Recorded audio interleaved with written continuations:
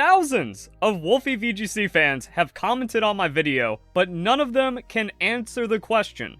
If there's nothing wrong with cheating, then why does Wolfey lie? So there's been a lot of cheating going on in Pokemon.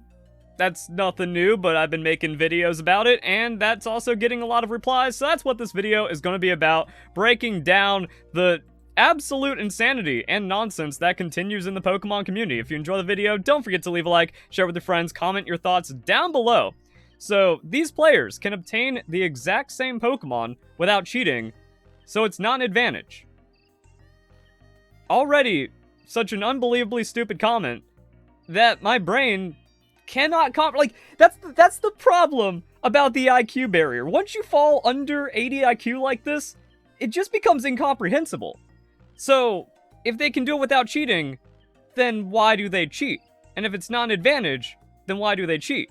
But also, that's a complete lie, because a player that has more time and resources in any competitive discipline, game, sport, or esport, has an objective advantage. Also, the cognitive dissonance that hacking Pokemon is okay, but proxies in the TCG aren't. None of it makes sense, but then we can confirm this person's just stupid. Not to mention that it's still not proof. Have fun whining because you stink. That's like the most insane part to me. It is a confirmed fact that Wolfe has cheated in official VGC tournaments and has used hacked Pokemon throughout his entire career. If someone cannot admit that, it just shows they're immediately starting with bad faith, or they're an idiot. Or most likely both, because it is a WolfeyVGC fan. Wolfe's Player Cup 2 team was data mined and has a 100% impossible to obtain Pokemon in this Moltres because it has bad location memory and bad overworld RNG values. Also, the rest of his team, very suspicious. It turns out that even the most prolific VGC player cannot receive legitimate Pokemon from others, showing how big the hacking problem is. That's only been confirmed more and more in time, because this dropped in 2022. And Wolfe got exposed for cheating even earlier in Generation 8, that for the 25th anniversary invitational, Wolfe disgraced the event by bringing hacked Pokemon. So the Golden Boy with all the features, it gets all propped up by the Pokemon Company International and Play Pokemon, no, actually just hacking for their anniversary invitational events. So Groudon was edited to have 0 IVs and speed, despite all of the quality of life in modern Pokemon, and oh, it looks like his other shiny Pokemon was hacked as well, and yeah, you aren't going to get these values because Wolfe just continues to cheat the odds forever, huh? Wolfe's numbers throughout his entire career make Dream blush. My goodness. So yeah, and then there's also tons of other things that like prove Wolfe has used cheated Pokemon. The Dream Ball Raichu, even though it was an unofficial event, it shows like, wait a second, that's very weird that Wolfe has access to hacked Pokemon and a cheating network of friends that can hook him up, and then him and his friend Marcus and other people also ended up with a 1 in 25 million Raichu. Wolfe had 2 of them, and then also perfect IV legendaries before hyper training exists. Dude's a cheater. Like, that, there's proof everywhere, and you just have, like, these kids are liars, and that's just the problem with today's society in general, and all kinds of stuff. And then we get these kinds of comments. I don't know much about competitive Pokemon, but... So, just like, I don't know much about competitive Pokemon, so I'm just going to say the dumbest thing you can imagine. After getting 1 Pokemon to perfect IVs, I was done. So, showing how weak and entitled Wolfey's audience is, if VGC is really struggling that much, maybe it's not an integrity issue, even though everyone's cheating, but an accessibility issue.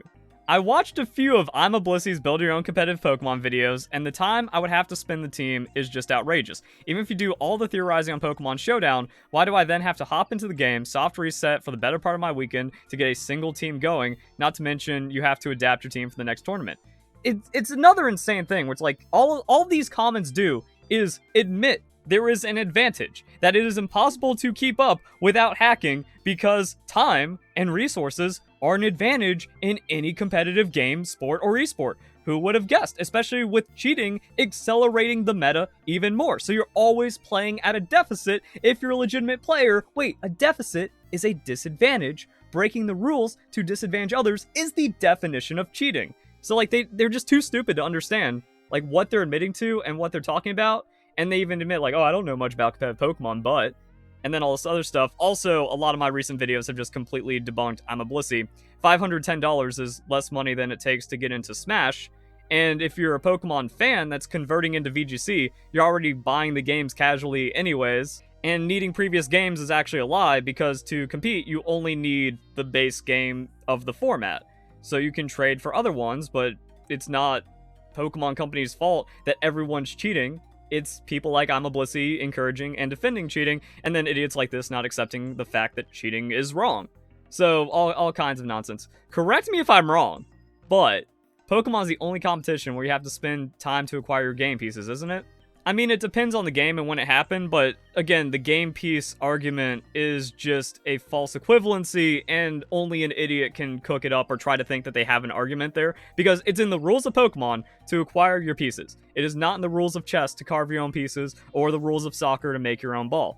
And we can't theorize a world where that is the situation, because like, oh, well, would Magnus Carlsen make all of his pieces? Yeah. You can see the incredible amount of dedication that Grandmasters have. They already spend tens of thousands of dollars and tens of thousands of hours. What is it to them to spend whatever time to follow the rules? Like, all it is following the rules, and these kids can't cope with that. It's actually insane. I mean, in early League of Legends, before there was the tournament realm, you had to get your own runes, and those cost a lot of influence points. God, it was so long ago, and that would be tons of games. Same thing for unlocking champions and learning the game like that. So yeah, like other games and even sports are like that. You have to buy your own equipment to train. Sure, you don't make your own football, but you still have to acquire all of that in training equipment and then manage a good diet and have a coach, or else you're at a disadvantage. That's going to cost thousands of dollars and be thousands of hours of practice. And yet complaining about, oh, I need to spend a weekend playing the game that I'm trying to compete in. It's actually insane. Like, Pokemon fans have never touched grass. They've never played any other kind of game. They've never experienced any work or competition in their life. They are the ultimate outcome of the everybody gets a trophy generation, and then they think cheating is right. So every single competitive discipline out there has some form of resource deficit and also demands insane amounts of work and sacrifice to be competitive. Not every Olympic athlete has a sponsor. Almost all of them work a 9-to-5 job, still have to take care of their family, and then dedicate every other minute of their life to becoming the best, or at least a medal contender in whatever they are playing. Also, I don't get the whole he didn't use legitimately raised Pokemon argument. Do those people get any advantage from using hacked Pokemon? Yes, go to your second paragraph. That's all of what Blissy's video is about, is that it's unfair. You need to spend that much money and do that much work to get the Pokemon. So anyone that skips that is gaining a massive advantage, or anyone that can't access that is at a disadvantage. So again, just like admitting that, yeah, hacking is cheating. Wow. If so, how do these hacked Pokemon even get in tournament? Because that's how cheating works. Just because you get away with cheating doesn't mean you didn't cheat. Just because you piss clean doesn't mean you were not on steroids. And game data is tricky. That's why it's called hacking. You hack the game and modify it to look indistinguishable from a legitimately obtained Pokemon. They can get past hack check, and also the Pokemon Company doesn't have the best hack check because no game is perfect at detecting cheating or any form of competition for that matter. It even happens in the Olympics. So yeah, like, Pokemon's going to have those issues. Also, I've exposed the corruption. Wow, Wolfe's friends got hired by the Pokemon Company. Wolfe's friends were cheating back in the day with him in Generation 5. Yeah, it's just corruption, because if you out your Golden Boy that you've done all the features on, your scene goes to crap. So now everyone's gotta keep up with the act, and then Wolfe has manipulated enough children into believing he's not a cheater, even though it's a fact. Honestly, it seems like people with legit teams are just mad they spent hours doing a menial task while others spent 5 minutes at the PC. Yes, because it breaks the rules, you irredeemable idiot. Like, I don't understand how much evil you have to defend cheating like this, and how much stupidity to just not comprehend any word you have said in this entire not even paragraph, in this entire mini essay. Then we have another moron that's fallen for Blissy's lies. I don't understand why you call competitive Pokemon accessible when it's taken imablisy 64 hours without PP up, 85 hours with PP up to make Wolfey's 2016 Worlds team with RNG manipulation. I understand if you're saying getting into it is accessible, but getting competitive Pokemon team isn't. I mean, 85 hours for a Worlds team. You're at the highest caliber, and as a World Championship winning team, that's nothing compared to the thousands of hours of practice that any other elite person in any other competitive discipline has to go through. So yeah, I did a video directly debunking this recently. Just click on the cards thing, you can find all the receipts, or check out the description. But even the entire premise, like, Blissey lied about it and admitted to that in the comments, but for some reason keeps trying to push this lie. Lastly, there were no RNG manipulations in Generation 6's lifetime. It was not discovered until after Sun and Moon's release. Blissey said that in the comments of their video replying to me. So what that also proves is the massive amount of advantage that cheating gave before Generation 7 with hyper training, and even then, getting a Pokemon level 100 just took an outrageous amount of time as well. So you had Pokemon that had better stats than could be physically obtained legitimately, because it was 1 in 25 million resets for the Raichu, 1 in 38,000 resets for the Kyogre, and that equates to hundreds of thousands of hours for the team.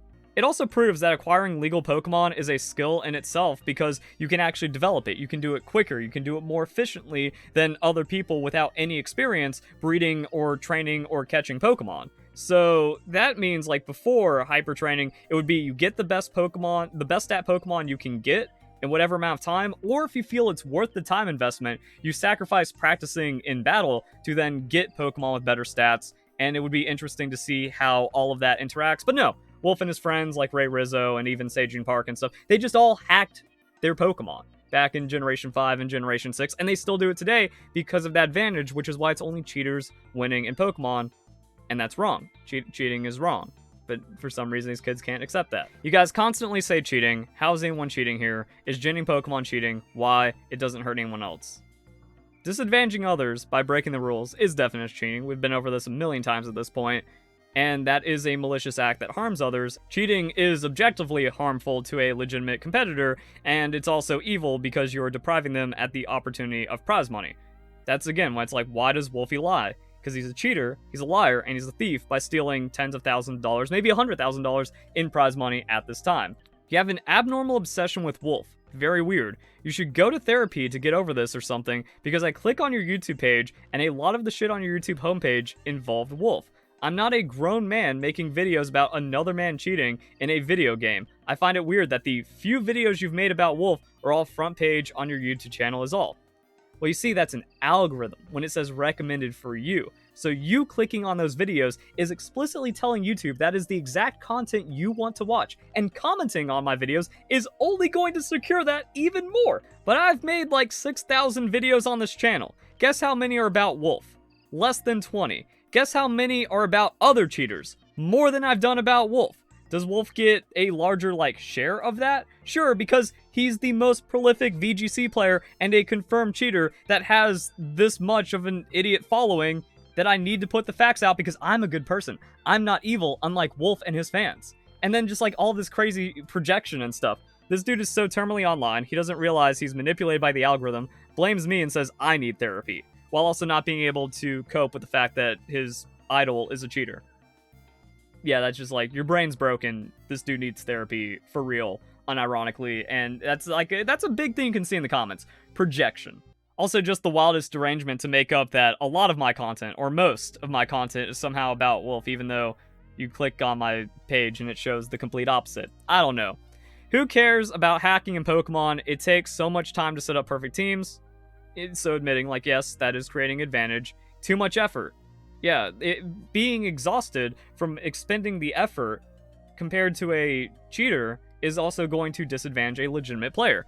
All you're admitting is cheating gives an advantage. No advantage! Just skips time and money. That is outdated, just a thing the Pokemon Company made up with to suck money off of everyone who ever wanted to touch competitive. That's also more insane. No one, absolutely no one, needs to buy any extra games to compete in Pokemon at the highest level. Again, Pokemon quote-unquote fans don't even play the games. Like, that's another major revelation, but it's also a weird thing because the Switch era of Pokemon games have sold record amounts of copies, over 20 million. And I think, did Sword and Shield actually pass Generation 2? Or it got close. So more people are playing Pokemon and owning the games now than ever. Can also get used copies of the game. Should already have a Nintendo Switch because it's one of the best Nintendo consoles ever and has a great library of games. So, like, these are things you already own. And then you go, I like this game. I'm already playing Pokemon. Let me get competitive. And then, depending on when you start, no matter, like, that's how all competition works. If you have been playing a game for 5 years, you have an advantage over someone that just started yesterday through knowledge and also resources and playing through all the updates and experience and maybe previous versions of the game. The Pokemon Company isn't farming anyone for money by making them feel like they need to get a used copy of Pokemon Sword and Shield to get an Urshifu or something. And then the DLC is just quality of life and great gameplay that pays for itself outside of competitive for purely casual players as well. So yeah, and then I say player A has 200 hours of experience and practice, player B has 20 hours, who has the advantage, and then he says that has nothing to do with training the perfect team.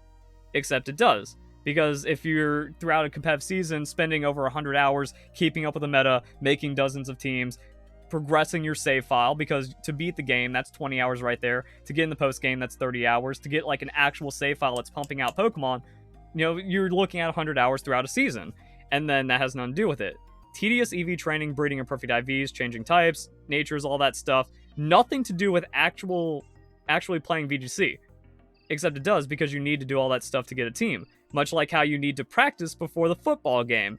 It's not about what happens on the field, that if you sleep poorly the night before, if you have a bad diet, or if you don't train properly, you're going to do worse on the field. Pokemon's the same.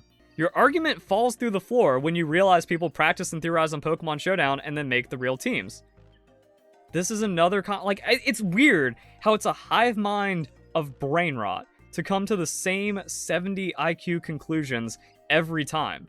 That's like, okay, cool, but Pokemon Showdown doesn't inject into your game. Also, it's not like you play on Pokemon Showdown so much you have one team and that's it, and you only make one team inside of Pokemon Scarlet and Violet, and that's all you need. Well, no, there's going to be different formats, there's going to be different meta changes, there's going to be different team builds that you want to theorize and try out.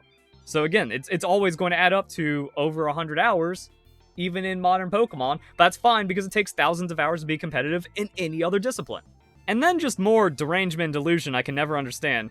Incredibly sad how bad this channel went. Used to watch your guides back in 2017, now you're just farming this kind of content, give it a rest.